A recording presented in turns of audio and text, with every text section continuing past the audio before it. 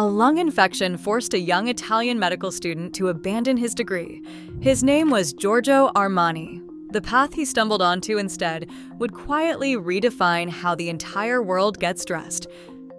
Giorgio Armani was born on July 11, 1934, in Piacenza, a small town set among the fields of northern Italy. His earliest memories were shaped by the strict routines of a middle-class family and the quiet discipline of his mother, who cared deeply about order and appearance. Wartime rationing left its mark. Meals were simple, clothes were mended, and every resource was stretched. These years, shadowed by scarcity, taught him to find beauty in restraint and to appreciate the practical side of elegance. As a teenager, Armani's ambitions followed a different path.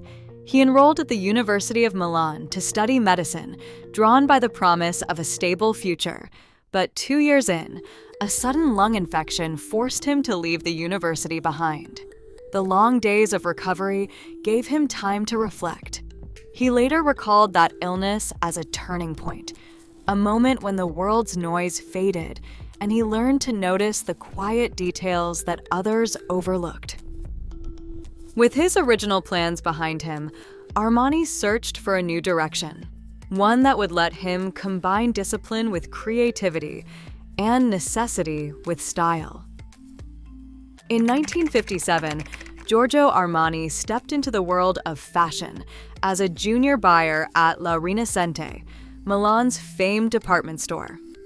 The job demanded more than just a sharp eye for clothing, and Armani found himself traveling across Italy, scouting for new trends and learning how the right fabric or cut could change a season's fortunes.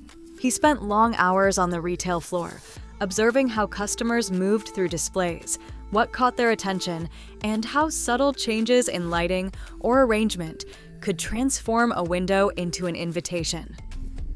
But it was behind the scenes, in the bustling buying offices and during sourcing trips, that Armani began to understand the business behind beauty. He learned to balance creative instincts with commercial realities, negotiating prices, tracking sales, and anticipating what would sell before anyone else could. In 1962, his path led to Nino Cerruti, a master of Italian tailoring. At Cerruti's atelier, Armani moved from the sales floor to the design table, sketching his first menswear collections and working with fabrics that demanded both precision and imagination. Under Cerruti's guidance, he learned how to construct a jacket that felt effortless, yet looked impeccable. The mix of retail savvy and atelier discipline gave Armani a rare confidence. By the time he left Cerruti, he was not just a designer, but someone who understood every link in the chain, from raw material to finished garment, from shop window to customer's closet.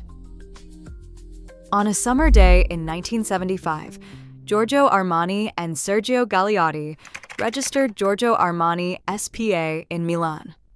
The company's first headquarters was a modest showroom on Via Manzoni, tucked among the city's grander fashion houses. Armani brought the creative vision, but Gagliotti, a trained architect with a sharp mind for numbers, handled the business side. He negotiated contracts and plotted expansion. Together, they formed a partnership that balanced risk and restraint, each trusting the other's instincts. Armani poured himself into designing collections, while Gagliotti managed operations and built relationships with suppliers and international buyers. The early days were lean, with a 5-person team and little certainty of success, but the sense of shared purpose was strong. When the first buyers walked through the showroom doors, they found not just new clothes, but a new kind of brand that was built on clarity, discipline, and mutual respect. The foundation they laid would carry Armani's name far beyond Milan, but it was this partnership, creative and managerial, personal and professional, that defined the house's spirit. Years later, after Gagliotti's untimely death, Armani would speak of those beginnings as both a triumph and a loss, a moment when ambition and friendship shaped everything that followed. In the mid-1970s, Armani began dismantling the rules of classic tailoring. He stripped away the heavy padding and rigid linings that had defined men's jackets for decades, replacing them with a floating canvas that allowed the fabric to move with the body. Silk, cashmere, and lightweight wool became his tools, chosen for their fluidity and comfort. The result was a jacket that felt almost weightless, draping softly over the shoulders and following the natural lines of the wearer. His palette, built around shades of greige, taupe, and stone, reinforced the quiet confidence of these designs. This technical breakthrough, an unstructured jacket in neutral tones, set a new standard for modern elegance and carried Armani's vision far beyond the atelier. In 1980, Armani's designs leapt from the runway to the silver screen when Richard Gere wore his unstructured suits in the film American Gigolo. The movie's sleek, modern wardrobe turned Armani into a household name almost overnight, making the brand a symbol of cool, far beyond Italy. Riding this wave, Armani launched Emporio Armani in the early 1980s, offering a fresh, youthful take on luxury that spoke to a broader crowd. By the 1990s, Armani Exchange pushed even further, capturing the energy of city life and street style. The Armani name began appearing not just on clothing, but also on home collections and hotels, weaving itself into everyday culture and making high fashion part of daily life for millions. Inside the Fondazione Giorgio Armani, shelves hold sketchbooks from 1974 and 1975, each page a record of ideas that shaped the earliest collections. Atelier teams study these archives, drawing on the past while refining new silhouettes for the runway.